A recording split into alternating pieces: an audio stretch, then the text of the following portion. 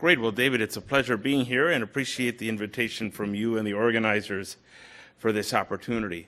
So the MPNs are an area where there's a lot of things in evolution, and in particular this question now after several years of the approval of Ruxolitinib, what is our current status with combination therapy?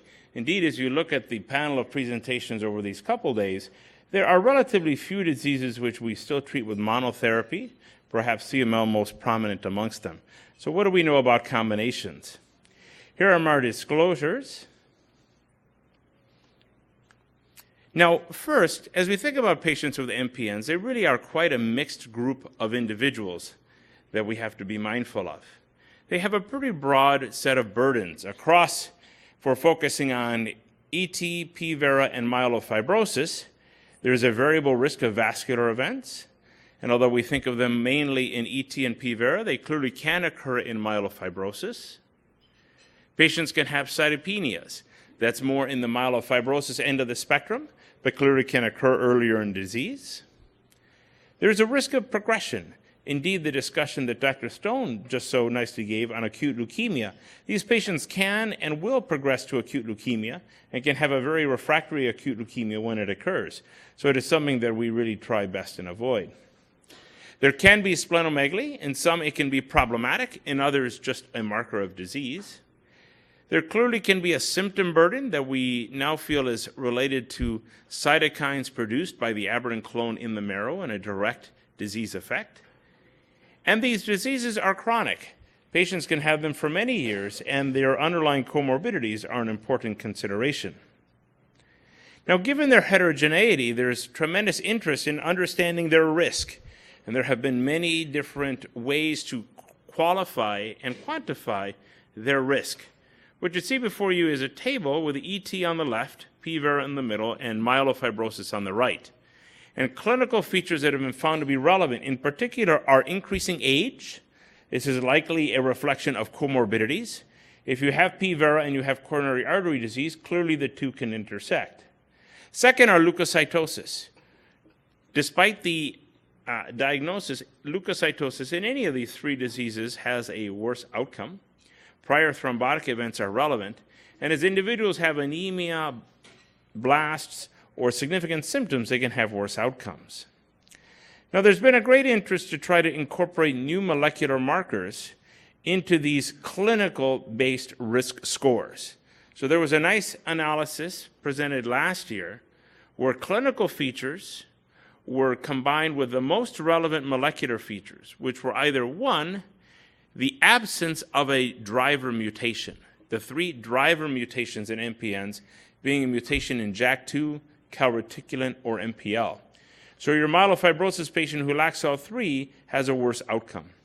Additionally, other molecular markers, ASXO1 repeatedly is found to be a poor prognostic feature, as well as SRSF2.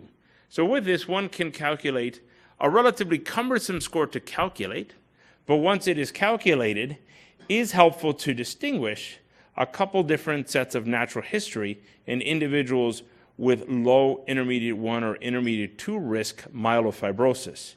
At the moment, I would say it's primarily a tool for the allotransplanter trying to distinguish between individuals whether or not they should proceed for a transplant.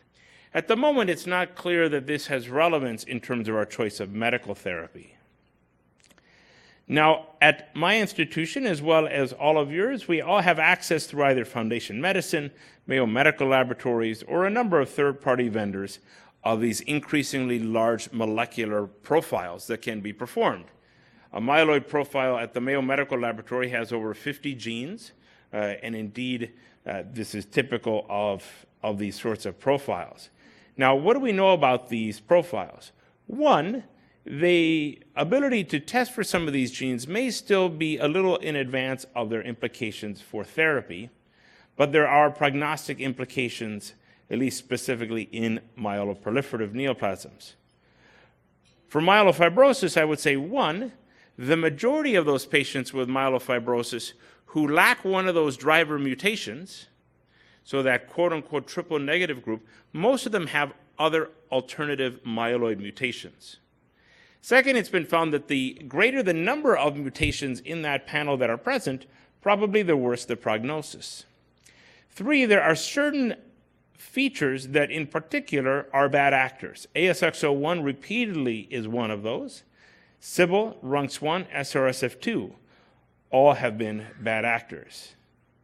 Interestingly, there may be a difference in these profiles for patients undergoing allotransplant. There are some of these mutations that having the allotransplant, the patient seems to do equally poor whether they have a transplant or not. Others where the transplant may be more impactful.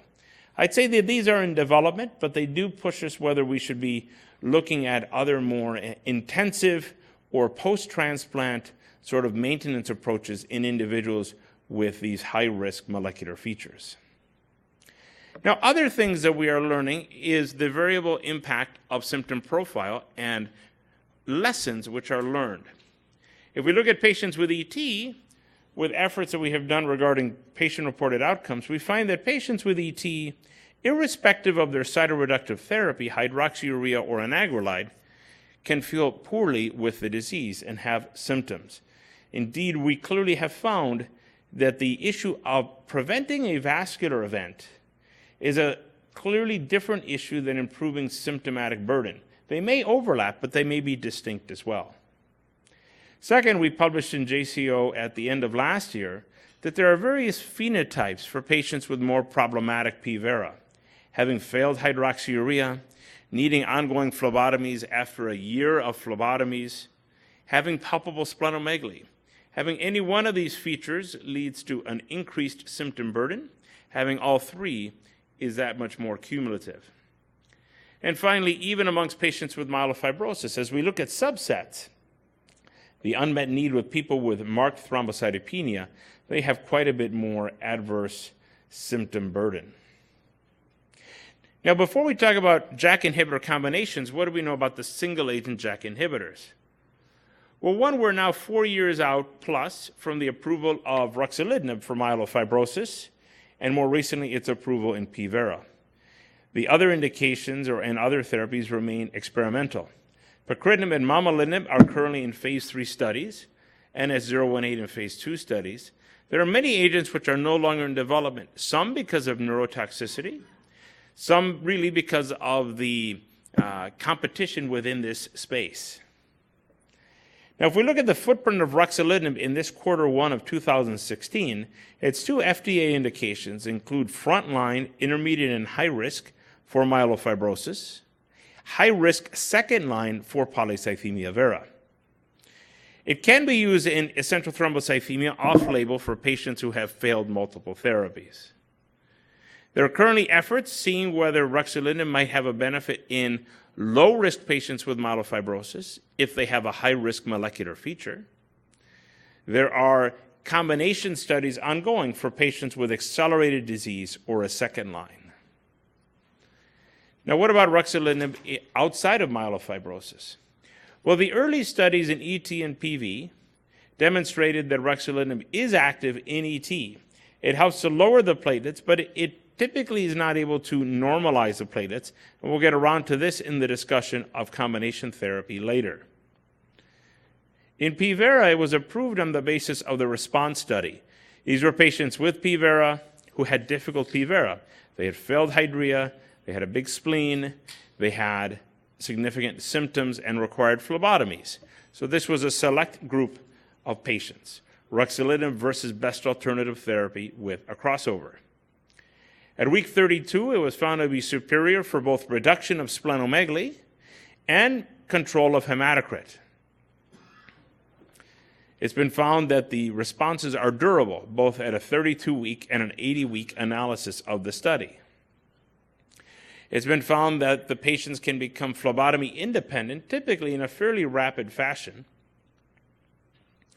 There is over time, particularly as we look at 80 weeks, normalization in many of leukocytosis and thrombocytosis, where again that may have relevance as we had discussed the earlier risk factors. There is clearly a trend for a decrease in the rate of thrombotic events. Now, the study was not powered to have this as a key endpoint, yet the difference is significant. and it's speculated that in addition to cytoreduction, perhaps the reduction in cytokines and inflammatory cytokines may be somewhat protective against these events. Now, what about long-term outcomes in myelofibrosis? We will be presenting the 5-year data from COMFORT-1 at ASCO upcoming this year. At ASH last year, the 5-year outcomes from COMFORT-2, the ruxolitinib versus best alternative therapy, were presented, with about half of the patients maintaining a spleen response at 5 years. There clearly can be decreases in the JAK2 allele burden. However, these decreases still are not in the range that we would expect of a TKI in CML. So they are there. Whether that is a goal, whether that's relevant, still is a scientific question. There can be improvement in the marrow and even in molecular features. In data currently working its way through the publication cycle, some of the longest-term patients on ruxolitinib since 2007, some have had both histologic resolution of disease as well as reversal of molecular features in certain patients on the longest-term therapy. So the depth of responses can be quite deep, but they may take quite a while to see the full depth of response. When accounting for crossover, there's a clear difference in survival between ruxolitinib and those that went on an alternative arm in either of the randomized studies. Now, the 2 other agents in development, one, pacritinib, was involved with the phase 3 program for this. The PERSIST-1 study, which we reported at last year's ASCO, pacritinib versus best alternative therapy, in patients with marked thrombocytopenia, showed a clear decrease in splenomegaly and improvement in symptoms, with stability in the counts and even improvement in anemia in some patients. PERSIST-2 was a parallel study of pacritinib versus best alternative therapy in individuals all with thrombocytopenia. Currently, pacritinib is on a clinical hold. The data so far with the study has been positive. However, there has been a rate of death on the studies that has led to it having a clinical hold. At the moment, it is being sought to resolve the hold. It's unclear whether the deaths which we have observed, many in patients who had been on pacritinib in the past, are really due to adverse patient selection in terms of who was enrolled in the study versus an impact from the drug itself, as we had not observed significant toxicity directly from the agent itself. In parallel, there is momelotinib. This is still actively in clinical trials with 2 studies, SIMPLIFY-1 and SIMPLIFY-2. SIMPLIFY-1 sought superiority of momelotinib versus ruxolitinib as frontline for patients, superiority for anemia with non-inferiority for splenomegaly and symptoms. And in parallel, SIMPLIFY-2 could allow patients as second line.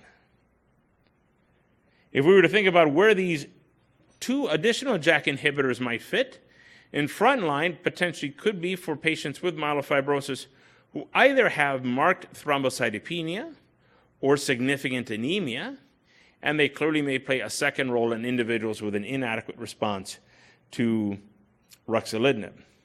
In PVERA or ET, given both of these agents, their main focus has been not inducing cytoreduction with platelets and white cells. It may not necessarily be an ideal fit, but I think we'll have to just wait and see what a trial would show. Now, what about combinations? Well, first, let's talk about our normal algorithm if we think about the place for combinations. Patients with ET or PV, we assess risk and symptoms. We control hematocrit and low-dose aspirin. Frontline cytoreduction is Hydrea, or not a discussion today, could include interferon. Ruxolitinib is clearly second line in PVERA, and in ET it is less clear. In myelofibrosis, the opportunities are somewhat different. In myelofibrosis, if we envision the patient who's had a good response to ruxolitinib, they've had improvement in splenomegaly, symptoms, and perhaps survival. But many of us have these patients. They're better, but they are not completely free of burden of disease either. So improvement could include molecular response, decreased cytopenias, decreased fibrosis, or perhaps extension of response. If the ruxolitinib response was 10 years over 5 years, that would be clearly an improvement. So what about combinations? Well, I break them up into different groups. First, the combinations which really seek an incremental improvement in cytopenias. So if we think about these combinations, one, my team presented a trial we had been involved with of adding danazol. It's cheap, it's easily available, fairly non-toxic, to ruxolitinib. We saw, along with our colleagues at Mount Sinai, less drug-emergent anemia, some improvement in anemia, typically less than 2 grams, some improvement in thrombocytopenia.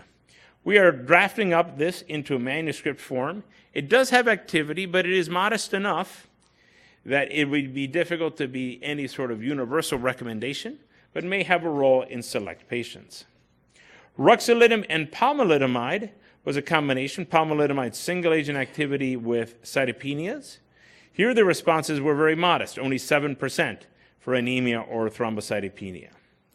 What about the other IMiD, ruxolitinib and lenalidomide? No responses. This was probably more due to the inability to tolerate the combination than activity itself. What about ruxolitinib and thalidomide? We have used this some off study with certain patients. I say there can be a little bit of activity, but overall I'd say that we still have not found a great combination to overcome the anemia aspect with combination therapy. Now what about cytoreduction? Slightly different kettle of fish. One, it's always easier to reduce cells than to have the bone marrow create more cells. There have been studies of ruxolitinib and azacitidine published by the MD Anderson group, and with this, they've seen some good responses. Responses, again, being primarily based off of the strength of the ruxolitinib response, but perhaps some additional cytoreduction with azacitidine, perhaps some additional activity against blasts. Ruxolitinib and decitabine are in ongoing studies. What about the combinations out there available to us? Ruxolitinib and hydroxyurea. It seems counterintuitive, yet there are situations in which this combination can be a consideration. In particular, I find the individual that has marked leukocytosis and is moving into more an accelerated phase, the patient that potentially has been splenectomized in the past and has marked thrombocytosis and has counts which are difficult to control. So it is limited, but it certainly can be tolerated as a combination, but always one needs to question, is the cytoreduction required? And if it is, it can be a reasonable combination. Additionally, ruxolitinib and anagrelide. Again, somewhat of a counterintuitive combination, however, it can be tolerated, and this is helpful when thrombocytosis in particular is the target and may avoid any exacerbation of the anemia by the anagrelide. So neither of these are long-term strategies, but they are helpful short-term strategies in the reality of challenging patients. Now what about combinations for ET and P-Vera? Now this is a little different group. There have been studies of ruxolitinib and pegylated interferon. This was a study shown at ASH where patients had had some benefit to Pegasus, PEG interferon, and then ruxolitinib was added in addition to see if they could overcome some of the lack of response that had been seen, and there's activity that's been seen. It's an ongoing study. What about the combination of ruxolitinib and hydroxyurea? Again, can be a helpful combination. There are some patients with P-Vera, in particular, that the combination can be a consideration, at least in my estimation, if they had inadequate response to hydroxyurea. If they were intolerant, probably would be suboptimal. Likewise, the same situation with anagrelide. And again, we're dealing with the most difficult cases, but these cases are out there. They're very difficult patient with very severely symptomatic essential thrombocythemia who's had thrombotic events, who again has a benefit from ruxolitinib, but perhaps not complete platelet control. Now what about with AML therapy? This is again a difficult reality. Ruxolitinib has some activity as single agent in AML and can alleviate splenomegaly and symptoms even in the patient who is really on supportive care or almost hospice for AML. Two, Cessation of ruxolitinib in these patients is really suboptimal, in particular if they're not going on to a clinical trial.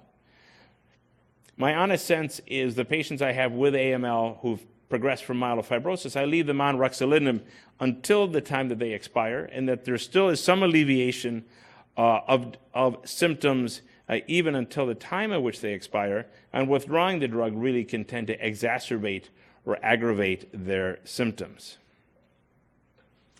Now, what about novel pathway inhibitors? One I'll highlight, ruxolitinib and panobinostat. Deeper response for splenomegaly, no impact on cytopenias. PI3 kinase, again, good spleen response, not much else. Hedgehog inhibition, good spleen response, not much else. So these combinations seem to really double down on the spleen response, yet don't seem to have much improvement in cytopenias or other aspects. Finally, PRM151, this I'll highlight in greater detail. Earlier study, PRM151 alone or in combination with ruxolitinib. It showed ability to improve fibrosis, improve anemia, either alone or in the combination. It improved thrombocytopenia alone or in combination. It could improve symptoms either alone or in combination. And it could improve splenomegaly alone or in combination. So on this basis, they are doing a study in individuals who are really not eligible for ruxolitinib, they failed it or are ineligible, as a single agent to fully identify the depth of responses with this anti-fibrosing agent on its own. And this is currently accruing. Finally, new targets. One I will highlight is telomerase as a novel target. My colleague at the Mayo Clinic Rochester led the early studies in this agent, currently in a large phase 2 study. With this, they saw about a third of patients having a response, but what was intriguing was the depth of the response in those patients who were responding, both in terms of molecular features and histologic features, leading great interest for this as a potential target.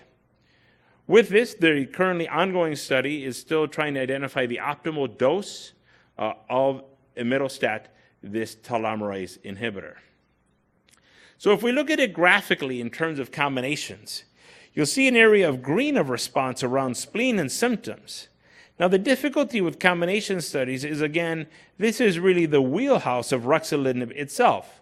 So what is truly the increment when we add another agent? It's tough to know. Some of these novel combinations may gain additional reduction in splenomegaly, although they may come with additional toxicities or clearly expense for that combination. Improvement of cytopenias, which really had been a key goal, has been much more difficult to really move the needle upon. So at the moment, I would say that it is not clear that there is an off-label combination that should be broadly recommended, and that these studies likely would need phase 3 studies compared to ruxolitinib alone to really make a case for combination use. So I'd say that the unmet needs in myelofibrosis are cytopenias, length of response, and depth of response. In PVERA, perhaps that unmet need is really the depth of response. In ET, cytoreduction and depth of response. The combination studies are interesting.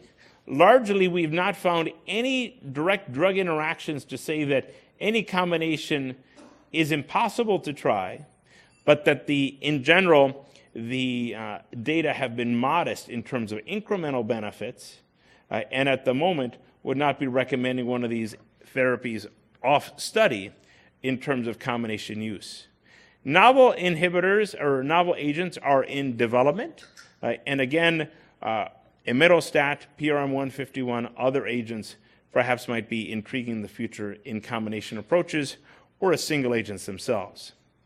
Very much like to thank my group, which focuses on really 4 key areas for MPN patients: new drug development and genetic therapies, symptom burden and quality of life, improving transplant outcomes, and non-pharmacologic interventions.